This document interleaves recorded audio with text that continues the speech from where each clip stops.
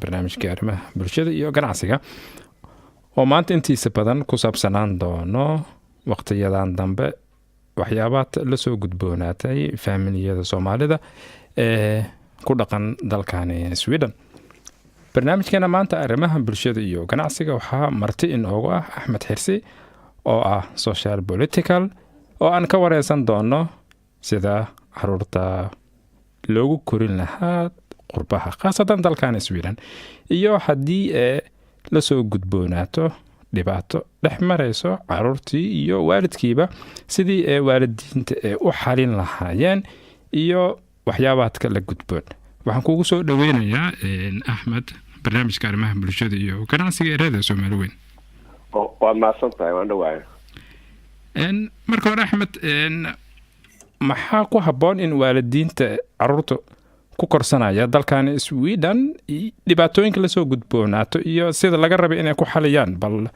xog naga sii maadaama aad social political. bismillahi rahmaani rahiim warta waa maasantihiin fursadan maartay qaaliga ah aad maanta ii firisaan. waan salaamayaa dhammaan dhageystayaasha, waan salaamayaa dhammaan waalidiinta Soomaaliyeed. waxyaalaha horta ugu muhiimsan xagga caruurta waxay tahay marka maaragtay caruurta anagu runtii aad baan maaragtay aan ugu faraxsanahay ama aan macnaha ugu qanacsanahay waalidiinta Soomaaliyeed siday macnaha ilmahooda u korsadaan, siday markaa u xanaaneeyaan iyo jacaylka ay tusiyaan. laakiin dhibaatooyinka Soomaalida la soo gudboonaato markay noqoto xagga caruurta waxa inta badan markaa maaragtay ay salka ku haysaa waa aqoon darro, waxay salka ku haysaa markaa mataqaanaa cabsi aan runtii aanan raad badan lahayn, taasoo cabsidu ru'aantii ay salka kusii hayso markaa maaragtay aqoon darrida markaa maaragtay.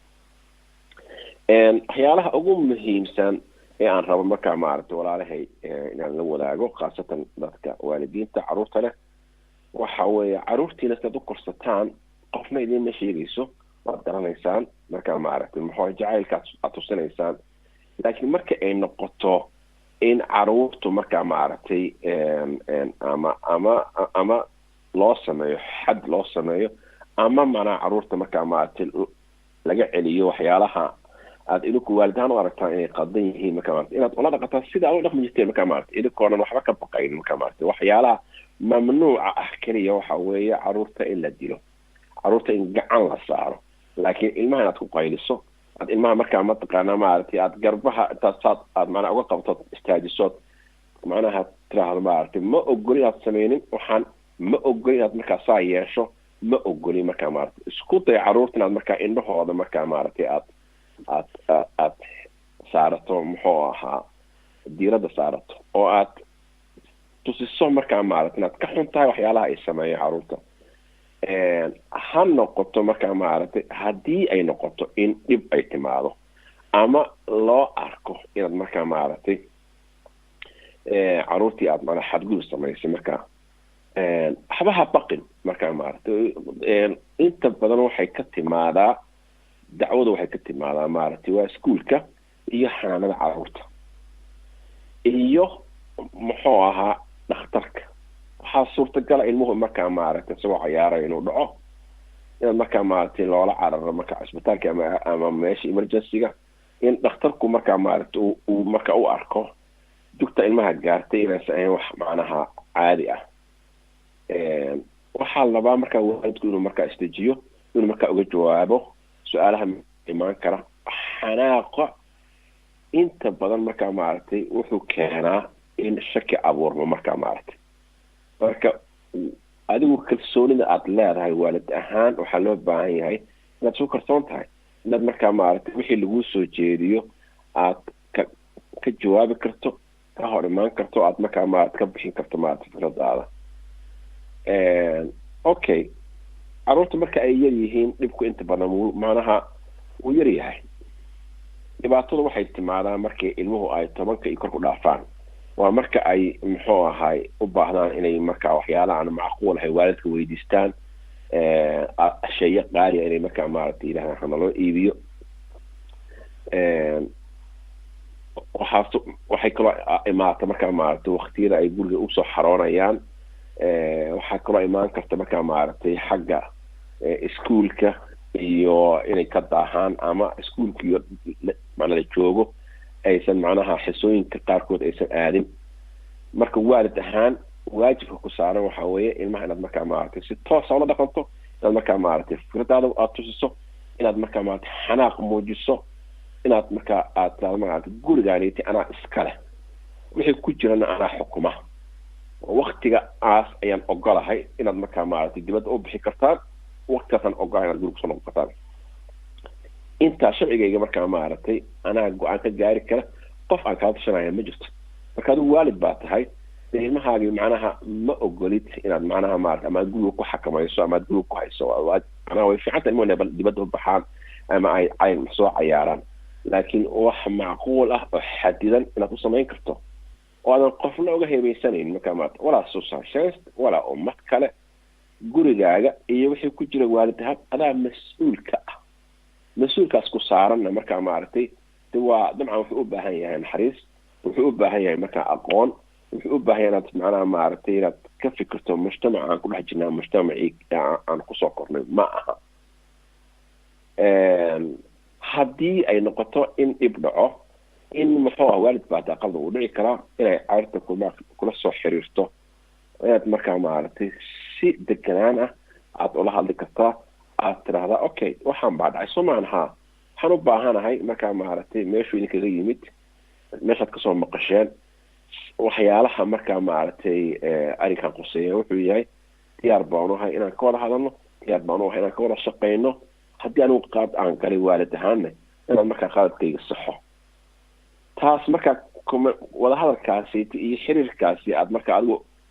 tusinayso isla markaana aada muujinayso inaad ku kalsoon tahay waalidnimadaada oo aad markaa maaragtay ku kalsoon tahay markaa maaragtay waxa aad samaysay inay ama sax yihiin ama haddii qalad dhacayna markaa maaragtay haddii aad rabtaa inaad qaladkaaga saxdo waxay muujinaysaa in muxuu ahay aad kalsooni tusiso markaa maaragtay ummaddan gurigaagii soo aaday ee rabta markaa maaragtay ama inay ku caawiso intaas ayaan horta run ahaantii markaa maaragtay aan tala ahaan ayaan bixin lahaa khaasatan waalidka markaa maaragtay dejiso sharci aad markaa kula dhaqanto dejiso markaa mataqaanaa maaragtay muxuu ahay gurigaaga adaa mas-uul ka ah haddii dhib dhacana markaa maaragtay dhibkaasiti si deganaan ah u waajah aad iyo aad waxaa jirta axmed in waalidiintu baboontid in caruurtii ay ka baqayaanba oo isdhahayaan cunugii haddii aadba wax tiraahdo waa lagaa qaadanayaa ma dhici kartaa in caruurtu waalidka nabsadaan oo been ka sheegaan sidaas iyaga markaa muxuu yahay waxyaabaadka ay ku qiyaasayaan in socialsyaasha in wiilkani uu waalidka masabiday uu beenka caruurtan aan dhehe waalidka masabideen ma jirtaa waxyaabaad lagu qiyaasay leen caruur weeye wax walba waa sheegi karaan horta niyahow horta waa su-aal aada u muhiimsan waa su-aal runtii maaragtay muxuu ahaa aan filayana inaad iweydiinayso waana wax meesha ku jira waayo waana wax dhaca weeye inta badan dhaca in ilmuhu markaa maaragtay ay been sheegaan in markaa ilmuhu markaa maaragtay muxuu ahaay ay been abuuraan nasiib darro horta markaa maaragtay mar ilmuhu haddii ay go-aankaa gaaraan inay beenta noocaas sheegaan ama ay abuuraan haddii caddayn kale aysan jirin markaa maaragtay qoladan cayrtu 95% ilmaha waxa uu sheegay ayay aaminaan laakiin beentu salmay macnaha maaragtay ma yeelanayso ilmuhu markaa maaragtay inay markaa been sheegaan way dhacdaa ilmaha markaa beenta noocaasa sheegay ama abuuray inta badan maaragtay ma hakadaan oo markaa maaragtay isla markiiba markaa waxay dareemaan inay u baahan yihiin waalidkooda ama ay tagaan waan arkay dhowr arrimo noocaas oo kale ah ilma saas been u abuuray yiri markaa waalidka ay cadaadiya waalidka ay dila oo ilmihii markaa maaragtay gurigiisii lagu kaxeeyey waalidka markaa kharaacmay marka waxaan kula taliyey markaa maaragtay in ay istijiyaan in ay macnaha yidhahdaan maaragtay idinka anagu waxaan ma aynan samaynin marka dee caddaynteedii iyo idinkaa laydinka rabaa dee haddii aad macnaha u baahan tihiin inaan wada shaqeynana dee diyaar baan unahay waxaa dhacday ilmihii markii 3 isbuuc gurigu ka maqnaa inuu soo cararay markaa guriga waalidka usoo baxsaday uu yidhi markaan waxaan u baahnaa waalidkayga la ii geeyo oo haddana dib loo celiyey uu haddana soo baxsaday marka dambe waxay arkeen markaa maaragtay muxuu ahay xaqiiqda waxay ahayd oo ilmihii gurigiis baa lagu soo celiyey marka taas way dhacdaa wax dhici karana wey laakiin waxaan rabaa inaan markaa maaragtay xagga waalidka marka ugu horeysa maxaa lagaga hortegi karaa ilmuhu inay markaa maaragtay been noocaas oo kalaa ay sheegaan ama abuuraan waxay tahay in waalidka marka horeba markaa mataqaanaa maaragtay ay ilmuhu kula dhaqmaan markaa mataqaanaa inaysan been noocaas oo kale aysan imaanin macnaha wax garantii ma jiro ilmo iska qaabdan way iman karaan markaa maaragtay oo been sheegi kara laakiin marka horeba markaa maaragtay ilmaha inaad muxuu ahay siisaa loo baahan yahay kalsooni inaad markaa maaragtay aadan caburinin inaad markaa maaragtay u ogolaato inay hadli karaan markaa maaragtay xiriirkaas macnaha waalidka iyo ilmuhu waxay mar walba markaa mataqaanaa maaragtay ay mustaqbal u tahay sida ilmuhu ay noqon karaan markaa maaragtay marka waalidow anigoo aanan macnaha maaragtay aanan idin dhaliilayno dhihin markaa maaragtay ilmuhu xun baad u korisaan laakiin fahma mujtamaca aanu joogno macnaha oo fahma markaa maaragtay ilmuhu inay ku maqan yihiin dibadda oo warbixin badan markaa maaragtay ay maqlayaan inay maqlayaan markaa waxyaalo badan ha noqoto xagga xuquuqda caruurta ha noqoto in looga sheekeeyo dimuqraadi ha noqoto markaa maaragtay wax ka baxsan dhaqankeena in loo sheegayo marka adiga waalid maxaa la rabaa markaa maaragtay markay ilmihii markay guriga yimaadaan inaad la fadhiisato aada waraysato oo aada la sheekaysato oo aad marka sidii dibadii dadkii usoo sheekeynayay ee waqtigaa lasoo qaadanayay adna waxaa la rabaa inaad waqti la qaadato oo wixii adigu waalid ahaan aad u aragto inay qaldan yihiin aad ka shubi karto markaa maaragtay ilan guri walba dhaqankiisa iyo wuxuu leeyahay maaragtay qaabkii loo noolaan lahaa markaa moogta marka intaas ayaan markaa waalidka aan u sheegi lahaa aad iyo aad waxaa kaloo jirta axmed waxaa jirta war hoosaad oo suuqa oo waalidiintu sidoo kalena ay ka cabanayaan in caruurtii macallimiintii ee la sheekaystaan oo dhahayaan waalidka ma ku tumaa waalidka ma ku dilaan waxyaabaad ma lagugu suubiyaa wax lacag waxyaabaadka u baahan tahay ma lagugu qabtaa midaasina waalidiinta soomaalida maxaa ku qancinaysaa macallimiinta xaq ma u leeyihiin yani caruurta sidaas ka wareystaan horta iskuulku waxaa jira markaa maaragtay sharci meel ku qoran in markaa maaragtay iskuulka shaqaalahooda ama macallimiinta ay ilmuhu ay macnaha wareystaan ma jirto sharci ka manacayana markaa maaragtay ma jirto su-aalaha noocaas oo kale waxay imaan karaan markaa maaragtay ilmihii asagoo xanaaqsan markuu iskuulka tago waxay su-aalaha noocaas oo kale waxay imaan karaan markaa mataqaana ilmihii asagoo markaa maaragtay ama aanan si degdega guri uga soo baxayn quraacano markaa ama daalan su-aala noocaas waxay imaan karaan markaa maaragtay ilmihii isagoon markaa maaragtay hurdo fiican uusan helin markaa maaragtay si u caraysan subaxii markaa qasab iskuulka lagu geeyey marka way imaan karaan su-aalahaasiti wax ka manacaya oo sharci u diidaya inay weydiiyaan ma lagu dilaa markaa maaragtay ma jirto laakiin maxaa la rabaa marka adiga waalid ahaan in haddii taasi dhacdo inaad ilmahaagii markaa maaragtay waxay guriga imaada aad wareysan karto maxaa dhacay maanta iskuulka maxaad samaysay marka ilmihii inuu markaa si kalsoonina kuugu warrami karo hooyo ama aabbo maanta macalinkaabaa su-aashaas u weydiiyey marka waxaad xaq u leedahay inaad markaa subaxi dambe aad markaa maaragtay ballan ka qabsato macalinkaasi oo aad u muujiso markaa maaragtay inaad markaa ka xun tahay markaa su-aalaha noocaas oo kale inuu ilmaha weydiiyo aadna ka jiba gaarto sababta keentay inuu su-aasha noocaasa weydiiyo aad iyo aad waxaan filayaa waalidiin badan inaad ka shaafisay su-aasheeda u dambeysa waxay tahay maadaama waqtiga gabaabsi uu nagu haya axmed caruur badana arkaysaa oo weli ungudumar ah iskuulaadkii ka saaqiday ama waxyaabaad kaleba ha ku biiraane maxaa kalifa baaritaana ma ku suubiseen in caruurtii iskuulka ay ka saaqidaan ama gaangis ay galaan ama noloshii waxbarashadii laga rabay caruurta inay gaari waayaan waxyaabaadkii kalifay arrimahaas wax baaritaana ma ku suubisay shaqsi ahaantaada adiga oo wax xog ma ka og tahay oo maanta aad dadka la wadaagi kartid horta runta su-aasha naftigeeda waa su-aal aada u muhiimsan